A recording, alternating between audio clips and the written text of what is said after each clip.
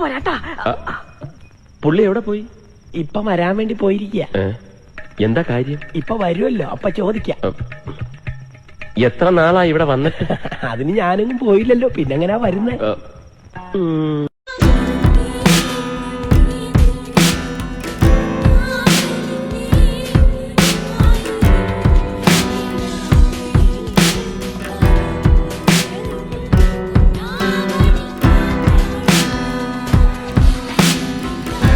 കേരളം ചാനലിൽ ഏറ്റവും പുതുതായി സംരക്ഷണം ആരംഭിച്ച സീരിയലാണ് മായാമയൂരം.